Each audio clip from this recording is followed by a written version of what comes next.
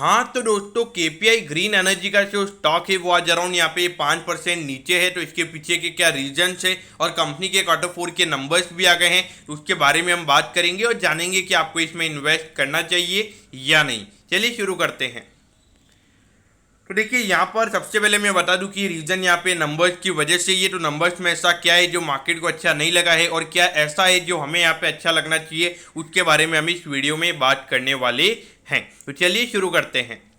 तो देखिए सबसे पहले अगर हम यहाँ पे रेवेन्यू के नंबर्स की अगर हम बात करेंगे तो पिछले क्वार्टर के कंपैरिजन में 20% से रेवेन्यू का नंबर यहाँ पे कंपनी का बढ़ा है और ये नंबर आया है 75 करोड़ पे। लेकिन जो नेट प्रॉफिट का नंबर है वो यहाँ पे 30% से गिरा है और ये नंबर आया है 9 करोड़ पे। और यही जो नंबर है ये मार्केट को अच्छा नहीं लगा है। लेकिन ये नंबर अभी क्यों गिरा है हमें ये जानना चाहिए। देखिए सबसे पहले यहाँ पे कंपनी का अराउंड 4 करोड़ का एक एडिशनल एक्सपेंस लगा है, क्योंकि पहले कंपनी का जो लोन था वो पावर फाइनेंस कॉर्पोरेशन के अंदर था, लेकिन अभी वो पीएफसी से कंपनी ने एसबीआई में ट्रांसफर कर लिया है। तो उसका वहाँ पे वो ट्रांसफर करने के जो चार्जेस है वो कंपनी को 4 करोड़ के चार्जेस लगे हैं, उसकी वजह से ये नंबर हमें इतना गिरता हुआ नजर आ रहा है। बाकी अगर हम उस नंबर को हटा देंगे तो नंबर एकदम कांस्टेंट है।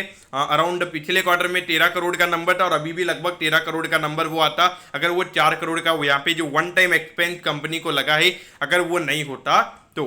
लेकिन उसके अलावा अगर हम देखेंगे तो जितना लगभग अगर आप देखोगे 12 से 13 करोड़ का रेवेन्यू कंपनी का बढ़ा है, तो बाकी यहाँ पे थोड़ा मार्जिन पे इंपैक्ट पड़ा है, क्योंकि जो रॉ मटेरियल की कॉस्ट है अगर आप देखोगे चाहे जो भी रॉ मटेरियल जो सबके प्राइसेस यहाँ पे काफ़ी ज़्यादा बढ़े हैं, तो उसकी वजह से भी यहाँ पे रॉ मटेरियल का जो कॉस्ट यहाँ पे बढ़ा है उसकी वजह से भी इनका जो मार्जिन के ऊपर प्रेशर पड़ा है, तो वहाँ पे कोई ग्रोथ यहाँ पे देखने को नहीं मिली है। तो वो एक प्रॉब्लम यहाँ पे रही है। लेकिन ऐसा लगता है शॉर्ट टर्म प्रॉब्लम ये रॉ मटेरियल से रिलेटेड रहेगी, तो वो मेरे ख्याल से आपने वॉच करना चाहिए।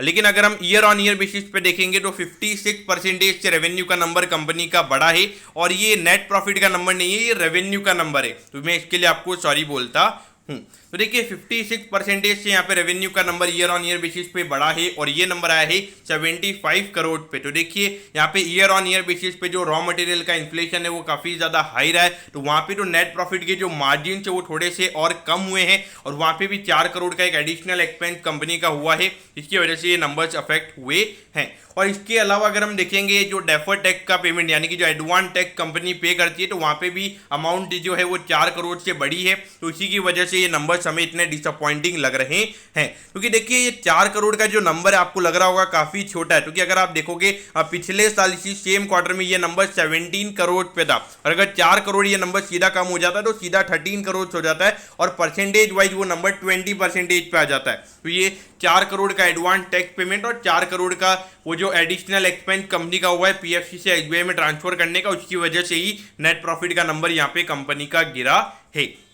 लेकिन यहाँ पे एक अच्छी बात ये हुई है कि मैं बार बार आपको बोल रहा हूँ कि पीएफसी से एसबीआई में ट्रांसफर किया है, तो इससे बेनिफिट भी तो कुछ होने वाला होगा, तभी ट्रांसफर किया होगा। तो देखिए यहाँ पे कंपनी का पीएफसी में कंपनी 11% का ईयर बेसिस पे इंटरेस्ट पे कर रही थी, लेकिन यहाँ पे अभी जो उन्होंने एसबीआई में ट्रांसफर किया है तो वहाँ पे उन्हें अपने लोन पे 7.5% का ही इंटरेस्ट पे करना होगा। यानी कि अराउंड अगर आप देखोगे तो कंपनी का मानना है कि इससे उनका 27 करोड़ का ईयरली इंटरेस्ट पेमेंट बच जाएगा। ये आप बात समझ रहे हो, यानी कि 27 करोड़ का अगर इंटरेस्ट पेमेंट यानी कि जो फाइनेंस कॉस्ट है कंपनी की अगर वो कम हो जाएगी तो वो सीधा कंपनी के नेट प्रॉफिट में हमें ऐड होती हुई नजर आएगी। और देखिए अगर हम देखेंगे सिर्फ ये 9 करोड़ के नंबर्स को भी अगर हम एज अ बेस मान के चलते हैं तो यहाँ पे अराउंड 36 करोड़ पे ये नंबर आता है पूरे फाइनेंशियल ईयर में, और अगर 27 करोड़ का अगर हम और नंबर मान लेते हैं तो अराउंड 63 करोड़ की प्रॉफिटेबिलिटी हमें यहाँ पे कंपनी की नजर आती है। और इसके अलावा अगर हम कोई भी ग्रोथ का नंबर अगर हम ऐड नहीं करते